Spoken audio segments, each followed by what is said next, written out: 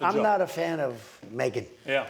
I'm not a fan, and I wasn't right from the beginning. What did you make of I what think she and Harry said I think to poor you? Harry is being led around by his nose, and I think he's an embarrassment. You know, here's my issue with it. I think that they've quit the country. They've quit royal duty. They're living in luxury in California. Yeah.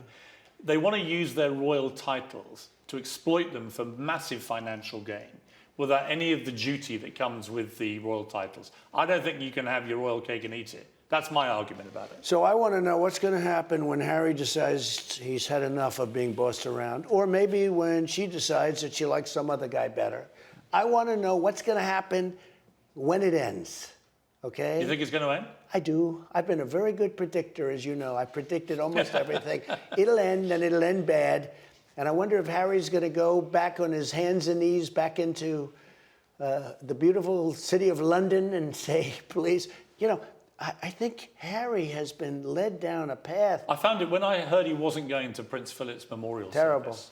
Terrible. I found that. I couldn't believe that. Yeah, that he would not go to that. He was at the Superbowl. He was at a Texas rodeo, but he couldn't find time to get on a plane I think to that Philip's was memorial. a terrible thing. Many terrible things. That might have been, as you mentioned it, that might have been the worst of all.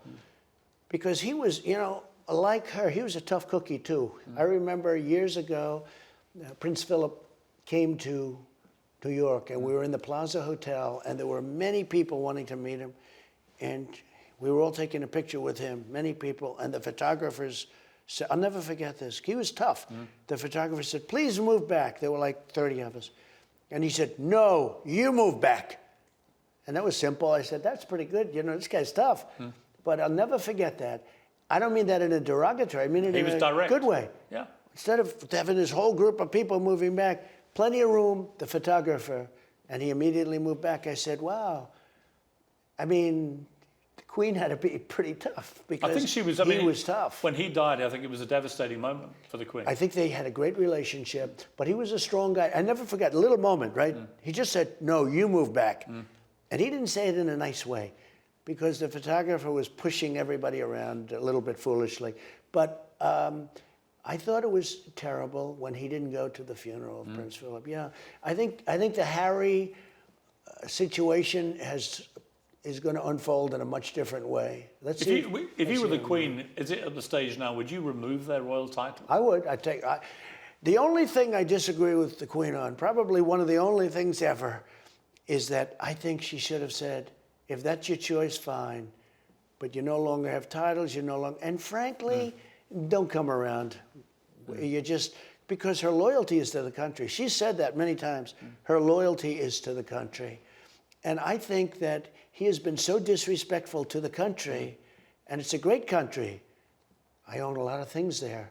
I own a place called Turnberry. You do? And in Aberdeen I own. And I mean, we have, Aberdeen is beautiful, the oil capital of Europe. And I own things there, and I love that country. It's incredible. It's Scotland. I love Turnberry.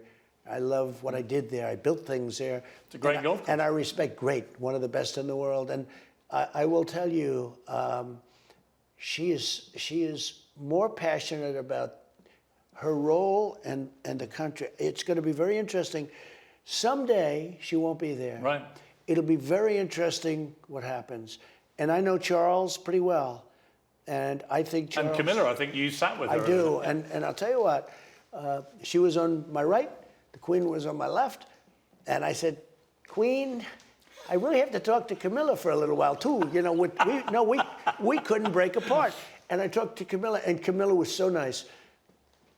You know, different than I thought. She was funny, she was smart, quick. I really like her. She was great. I like her too. And I like Charles.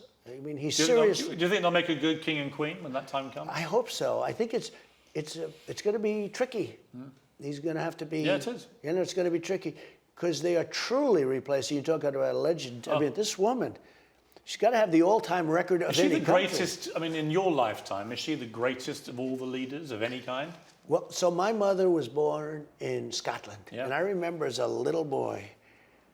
Anything where the Queen was on, anything at all where, and it was the pomp and ceremony, but my mother had tremendous love and respect for the young Queen at that time. You would have been a kid when she got coronated, right?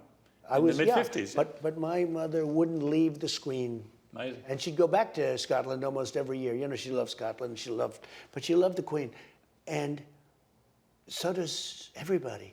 And for this person to come along and criticize the Queen is just, you just can't do that. So it'll be interesting to see how it all works out. Harry is whipped. Do you know the expression whipped? I'm familiar with the phrase. I won't use the full expression.